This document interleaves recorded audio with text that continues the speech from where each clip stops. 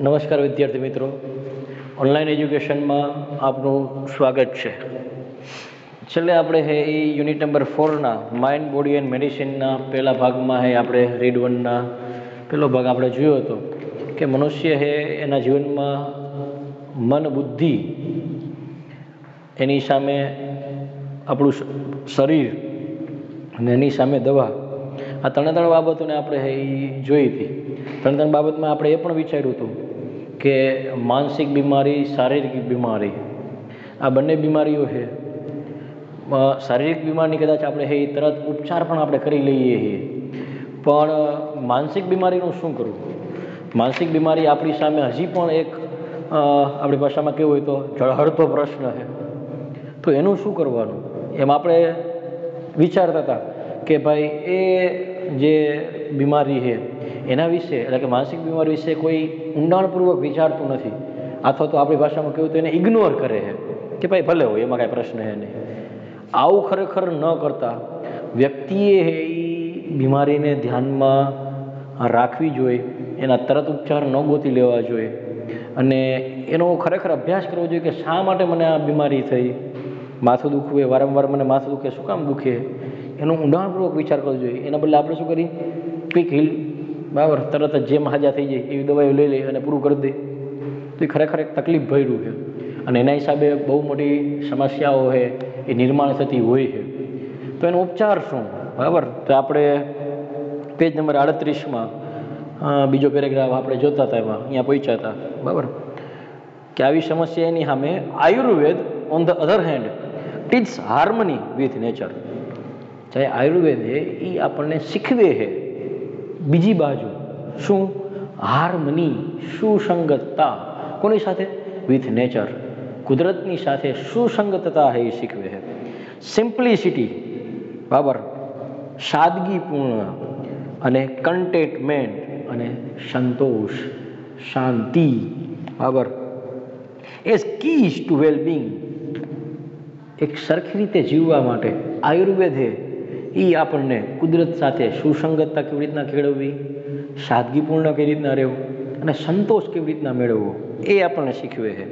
It shows us how to live in a state of balance. એ આપણને દેખાડે છે હાઉ ટુ લીવ, કઈ રીતના જીવવું, શેમાં? In a state of balance, એટલે કે એક સ્થિર રહેવાની જે બાબત છે, સુસ્થિર રહેવાની જે બાબત છે, સંતુલિત રહેવાની જે બાબત છે, એમાં આપણે કઈ રીતના રહેવું એ પણ આપણને શીખવે, દેખાડે, સોસ દેખાડે. ઇન વિચ, કે જેમાં fulfilment is a matter of being, બરાબર, એટલે કે સંપૂર્ણ આનંદની જે બાબત છે ઇઝ મેટર ઓફ બિંગ, એ ખાલી હોવાની બાબત છે, નોટ ઓફ હેવિંગ, પ્રાપ્ત કરવાની નહીં, બરાબર. એટલે સીધી ભાષામાં જે ખરેખર બહુ ઊંડી બાબત છે, તત્વજ્ઞાનની દ્રષ્ટિએ પણ વિચારવા જઈએ તો કે ભાઈ હું સંપૂર્ણ હોઉં અને સંપૂર્ણ પ્રાપ્ત કરવાનો પ્રયત્ન કરું, આ બંનેમાં બહુ મોટો ફરક છે.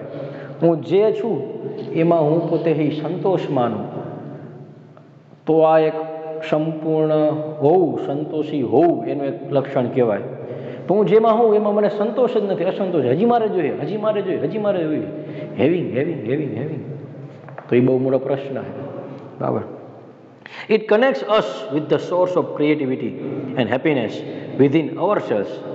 એ જોડે છે વિથ ધ સોર્સ, એટલે કે સ્ત્રોતને, શેના?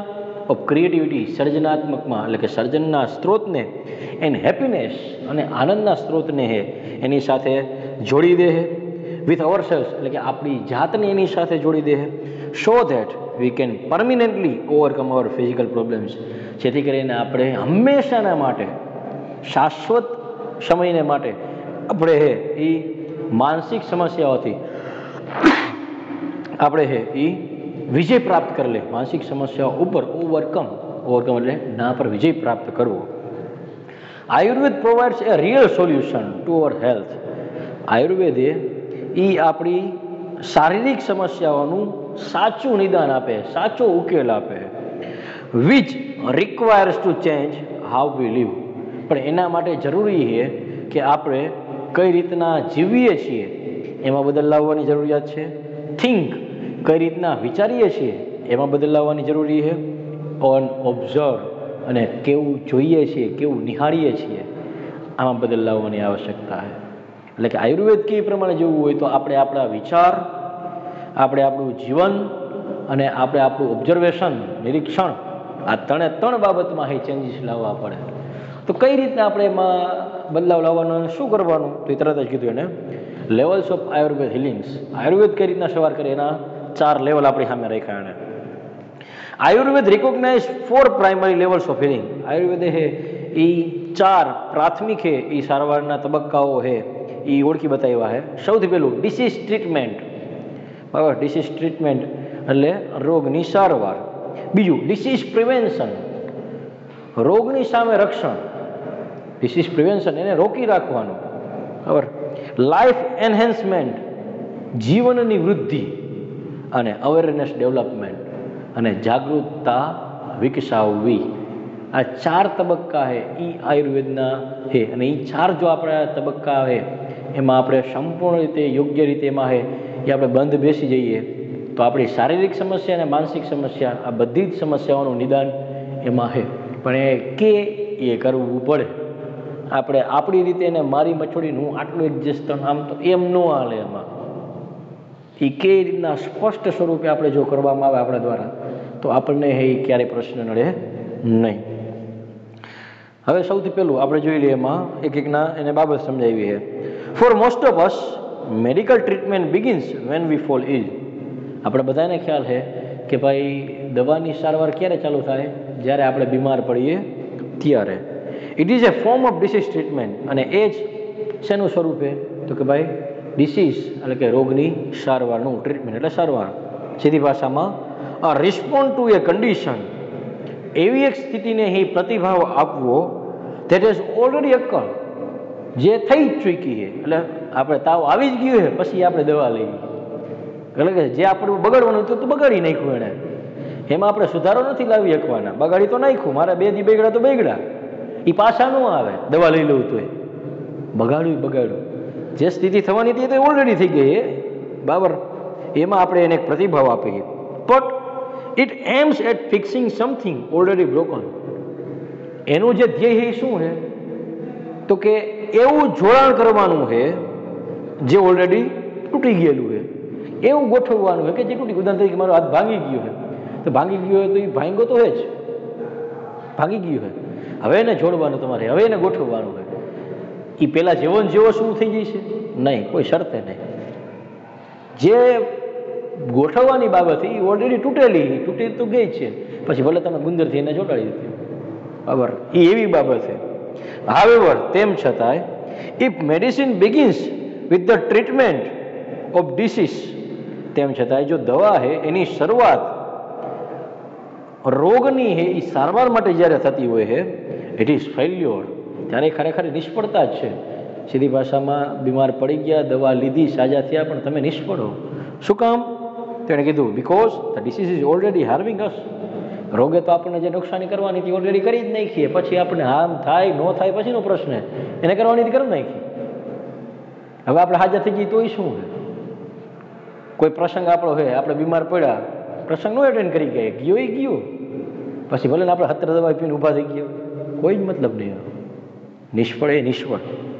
એટ ધીસ લેટ સ્ટેજ, ત્યારે આ બહુ મોડા એવા તબક્કે we are left with no option, આપણી પાસે કોઈ વિકલ્પ રહેતો નથી. But using drugs and surgery, પછી આપણે કોઈ દવા છે અથવા તો કોઈ શસ્ત્રક્રિયા છે એનો આપણે સહારો લઈ, which may have many side effects in long run, કે જેની પણ આપણને સાઇડ ઇફેક્ટ્સ પર આડઅસર આપણને એની થાય છે. જે આપણે ખ્યાલ છે કે ભાઈ આપણે વધારે દવાનો ઉપયોગ કરી, વધારે દવા પીવી કરીએ આપણે તો એની આપણને અસર થવાની જ છે, એ આપણને તકલીફ પહોંચાડવાનું જ છે. તો એનો કોઈ મતલબ નથી રહેતો, એવું એમનું કહેવું છે. બીજું, higher level of healing aims at preventing disease. ઉચ્ચ જે તબક્કો છે, બરાબર, સારવારનો, એ એવું ધ્યેય રાખે છે કે જે તમને પ્રિવેન્સિંગ ડિસીઝ, રોગથી તમારો પ્રતિકાર રક્ષણ કરી આપે, એને જ રોકી નાખે. બિફોર ધે મેનિફેસ્ટ, એ દેખાડો દે એના પહેલાં જ, રોગ દેખાડો દે એના પહેલાં જ આપણે એને રોકી રાખી, એ એનું હાયર લેવલ કહેવાય ખરેખર. ટુ રીચ ધીસ સ્ટેજ, પણ આ સ્ટેજે, આ સ્થિતિએ પહોંચવા માટે we ought to consider the fact of our lifestyle. આપણે આપણા જીવનશૈલીના હે એ કારણો કન્સિડર ધ્યાનમાં રાખવા જોઈશે. એ જ રીતના એન્વાયરમેન્ટ આપણા પર્યાવરણના કારણો ધ્યાનમાં રાખવા જોઈશે. એ જ રીતના વર્ક આપણા કાર્યના આપણા કામ જે કરી એના પણ કારણો ધ્યાનમાં રાખવા જોઈશે. એન્ડ સાયકોલોજીકલ કન્ડિશન અને આપણી માનસિક સ્થિતિ શું છે, આ બધાના જ ફેક્ટ કારણો છે એ આપણે ધ્યાનમાં રાખવા જોશે. We must eliminate the wrong factors in our daily life. આપણી રોજિંદા જીવનમાં જે ખોટા કારણો ઘૂસી ગયેલા છે અથવા તો ખોટા કારણો જે આપણે ખબર છે કે નુકસાનકારક છે એને એલિમિનેટ અને હકાઈ કાઢવા જોઈશે, હાકી કાઢવા જોઈશે, એને જાકારો દેવો જોઈશે કે ભાઈ તમે નહીં હાલો નીકળો. બરાબર. જે આપણા રોજિંદા જીવનમાં આવા કારણો જે એક સ્થાન કરી ગયા છે, ઘર કરી ગયા છે, એને આપણે કાઢવા જોઈશે. એ જ રીતના that make us helpless to disease. શું કામ કાઢવા જોઈએ? કારણ કે એ જ આપણને રોગની સામે છે એ મદદ વિહોણા બનાવી દે. એટલું ખાઈને બે બહારનું વગર કામનું અને પછી આપણે પેટમાં દુખે ને માથું ચડે ને ગેસ થાય ને. શું કામ? તો મને તો નાસ્તો કરવાનો શોખ છે, એમ ન હાલે. રોંગ ફેક્ટર્સ, ખોટું છે, કાઢવું. બરાબર. એ આપણે કરવાનું થશે. To some extent we are always sick. થોડાક અંશે તો આપણે હંમેશા માટે બીમાર જ હોઈએ. Because our life itself is unstable. કારણ કે આપણું જે જીવન છે એ જ એક અસંતુલિત છે. there are always some disease attacking us. કેટલાક રોગો તો આપણને હંમેશા માટે આપણા પર હુમલો કરતા રહેલા હોય છે. Particularly in changes off season, ખાસ કરીને જ્યારે સિઝન ઋતુ બદલે ત્યારે, or in the ageing process, અને જેમ જેમ આપણી ઉંમરની વૃદ્ધિ થાય એમ આટલી 50ની ઉંમર હવે હુમલા તો આવે, એમાં કંઈ નવીન ન. કેમ 50ની ઉંમરે હુમલા આવે એવું શું કામ ભાઈ? હવે તો ગહાઈ ગયું કહેવાય ને શરીર કેવી રીતના ગહાઈ ગયું? તળિયા ગહાઈ ગયા, હાથ ગહાઈ ગયું કે શું ગહાઈ ગયું? આપણે આપણી જીવનશૈલી એટલી ખરાબ કરી નાખી હોય તો ગહાય, બાકી કાંઈ ન ગહાય. અને એટલે જ આપણા પૂર્વજો 185 વર્ષની વયે પણ લડતા હતા ભીષ્મ પિતામહ. કાંઈ થયું હતું એને? અને આપણે 18 વર્ષની વયે ઊભા હોય 185નો પાંચડો કાઢી નાખી હતું. એટલે સીધી ભાષામાં એને જે કીધું એ ખાસ. આપણે ભલે એમ કે ભાઈ ઋતુ બદલતા ઉંમર થતાં આપણા બધામાં ખરેખર એ પ્રશ્ન આવવા માંડે છે. બરાબર. તો એ ખરેખર એનો મતલબ કે આપણે મહદઅંશે તો બીમાર જ હોઈએ, થોડુંક આવ્યું એટલે તરત આપણે પકડી લે, ઉપાડી લે. બરાબર. Health is a matter of કન્ટિન્યુઅલ adjustment. સ્વાસ્થ્ય છે એ નિરંતર રૂપે એનું અનુકૂલન કરવાની બાબત છે. Like navigating a ship upon the sea. જે રીતના સમુદ્ર ઉપર તમે એ નાવનું છે નેવિગેશન સંચાલિત કરતા હોય, દિશા સૂચન કરતા હોય, એ રીતના એ નિરંતર કરવું પડે. જો થોડુંક વાર ભૂલી જાય તો આમ જવાની બદલે આમ પહોંચે, ભારત પહોંચવાની બદલે અમેરિકા પહોંચે. બરાબર. કહેવાનો મતલબ કે એ પ્રશ્ન આવી જાય. તેથી અવર health is an on growing concern. તેથી આપણી જે સ્વાસ્થ્ય છે નિરંતર રૂપે કાળજી રાખનારી પ્રક્રિયામાં છે. એના વિશે હંમેશા ચિંતાતુર રહેવું જોઈએ.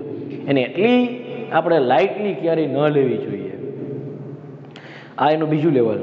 The third level of treatment is life enhancement therapy. ત્રીજો એનો તબક્કો છે જીવન વૃદ્ધિનો સારવાર, which aims at improving our vitality. જેનું ધ્યેય છે આપણી જીવન શક્તિને આપણે જીવનશૈલીમાં છે એ ઇમ્પ્રુવિંગ સુધારો લાવવાની, and enabling us to live longer. અને લાંબુ જીવન જીવવા માટે શક્તિમાન કરવાની. એનબિલિંગ એટલે શક્તિમાન કરો. It does not merely prevent disease. એવું નથી કહેતો કે ભાઈ અમે રોગને હે એ રોકી રાખશું, બટ શોસ અસ, પણ આપણને દેખાડે છે how to increase our positive energy. કઈ રીતના આપણે એક હકારાત્મક ઉર્જાને નિર્માણ કરી શકીએ. હાવેવર, તેમ છતાંય Ayurveda aims at creating health, avoiding disease and helping us live longer.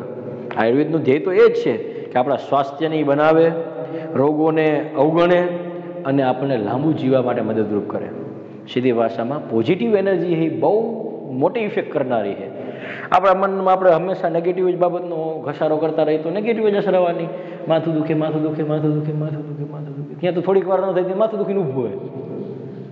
અને માથું ગમે એવું દુખતું હોય, નથી દુખતું. કોણે કીધું દુખે? ભાઈ મને માથું જ ન દુખે ને કોઈ દી ન દુખે. કઈક વાર ન થાય માથું વહી ગયું, દુખે શું? કહેવાનો મતલબ પોઝિટિવ એનર્જી તમારામાં હંમેશા એ રાખો. આપણે તો નેગેટિવ એનર્જીને હારે લઈને જ ફરતો હોય ગમે અહીંયા. અને ખરેખર એ આપણી સૌથી મોટી ભૂલ આપણે એમ કહી શકીએ. The fourth level of Ayurveda healing is awareness development. ચોથો એનો તબક્કો છે એ શું છે તો કે ભાઈ સારવારની દ્રષ્ટિએ જાગૃતતાને વિકસિત કરવી. This requires A spiritual approach of life. અને એના માટે જીવનમાં આધ્યાત્મિક દ્રષ્ટિકોણની આવશ્યકતા. આપણને અધ્યાત્મ લેવા દેવા નથી. આધ્યાત્મ એટલે શું આપણે ખબર નથી. રામ રામ રામ રામ રામ રામ રામ રામ મંદિરે જાવ આધ્યાત્મમાં ન આવે. આપણા મગજમાં જો એવું હોય તો ભજન કીર્તન અધ્યાત્મમાં ન આવે. ધૂપ દીવા આરતી અધ્યાત્મમાં ન આવે. અધ્યાત્મ બહુ મોટી એક બાબત છે. સીધી ભાષામાં હોય તો વ્યક્તિ પોતાની સાથે એકાંતમાં બેસે અને પોતાના જીવન વિશે વિચારે. આધ્યાત્મનું પગથિયું છે પેલું.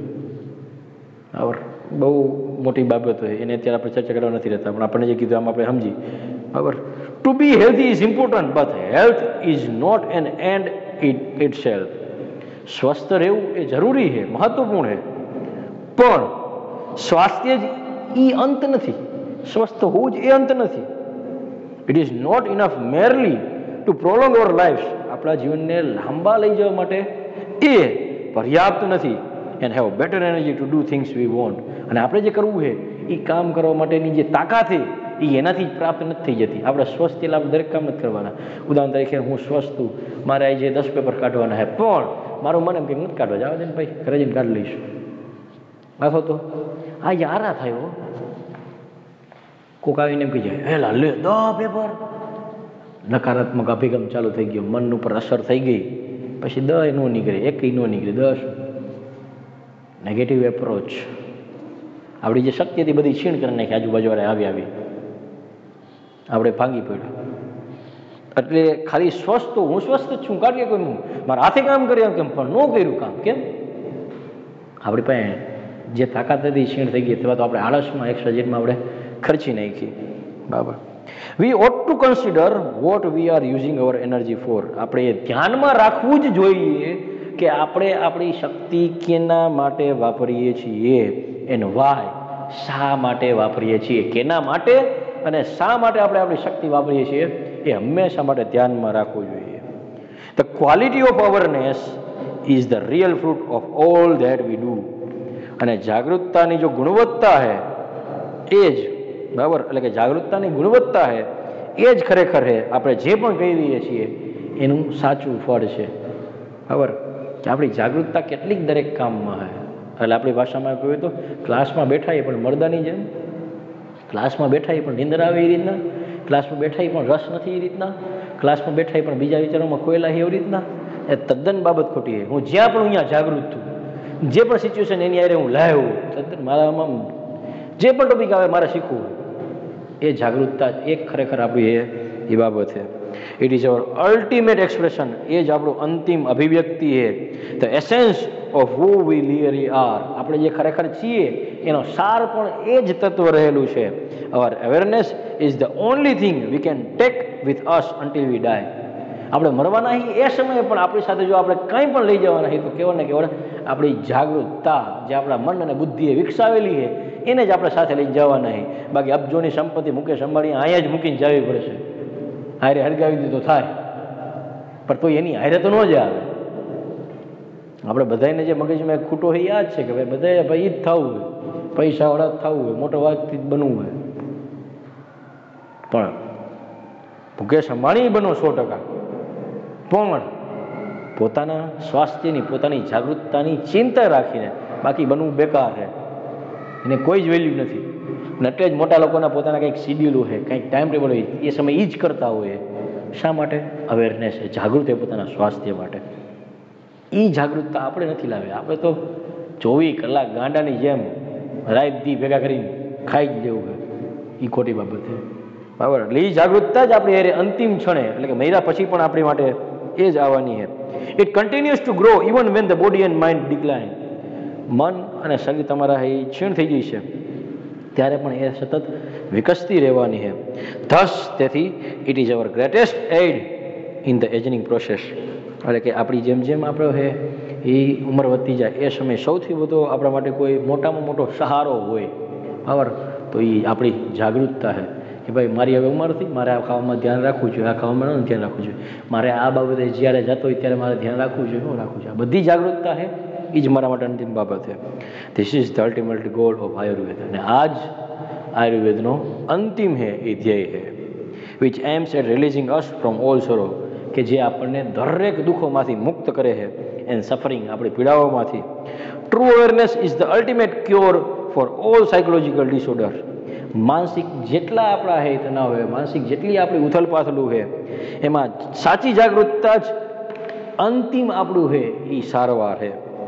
બટ ટુ અન્ડરસ્ટેન્ડ ઇટ, પણ એને સમજવા માટે we must first look into the mind and its function. સૌથી પહેલાં આપણે આપણા મનમાં અને એના કાર્યોમાં છે એના વિશે આપણે વિચારવું પડશે. We had better start from where we are. અને આપણે જ્યાં પણ હાલમાં છીએ અહીંયાથી આપણે શરૂઆત કરી દઈએ. In this direction our journey proceeds. અને એ જ દિશામાં આપણી છે એ મુસાફરી પ્રક્રિયારૂપ બને, શરૂ થાય. એ છે ખરેખર આપણા છે એ સ્વાસ્થ્ય માટે અંતિમ જાગૃતતાનું કારણ આપણા માટે બની શકે. બાકી જો આપણે કાળજી નહીં રાખીએ તો એની સજા આપણે ભોગવવાની. હું નહીં રાખું તો મારે ભોગવવાની, તમે નહીં રાખો તો તમારે ભોગવવાની. એટલે ખરેખર માનસિક જે આપણી બીમારીઓ હોય એને કોઈ હિલિંગ કરી શકતું હોય તો એ ખરેખર આપણી જે અવેરનેસ છે, જાગૃતતા, એ જ કરી શકે. પોઝિટિવ એનર્જી છે એ જ કરી શકે. બાકી આપણે ક્યારેય જાગૃતતા વગરના શરીરની પણ નહીં કાળજી રાખી શકીએ અને મનની પણ નહીં રાખી શકીએ. અને એ જાગૃતતાનો મતલબ જ મારે ક્યારે શું જોવું, ક્યારે શું કરવું, ક્યારે ખાવું, ક્યારે પીવું, ક્યારે શું બોલવું, આ બધી જ બાબતની મને ખ્યાલ હોવી જોઈએ. આ બધામાં જ હું જાગૃત હોવો જોઈએ. અને જો ન હોય તો ખરેખર હું મારું જીવન ક્યારે ડૂબાડી દઈશ ખબર નહીં, ક્યારે શું કરી બેસું. તો કહેવાનો મતલબ વિદ્યાર્થી મિત્રો, માઇન્ડ, બોડી એન્ડ મેડિસિન, મન, શરીર અને દવા, એમાં ખરેખર આપણે જરૂરિયાત છે આયુર્વેદના સહારાની. આયુર્વેદે જે આપણને એપ્રોચ, દૃષ્ટિકોણ દેખાડ્યો એ દૃષ્ટિકોણમાં આપણે આગળ વધવાની અને એમાં આપણે આગળ વધીએ, પ્રયત્ન કરીએ. જો લાંબુ આપણે જીવવું હોય ને સ્વસ્થ જીવવું હોય તો. જો તમને આમાં કોઈ પ્રશ્ન રહી ગયો હોય તો ચોક્કસ વિદ્યાર્થી મિત્રો તમે ઓનલાઈનના માધ્યમથી આના પ્રશ્ન એ તમે મને પૂછી જ શકો છો. નમસ્કાર.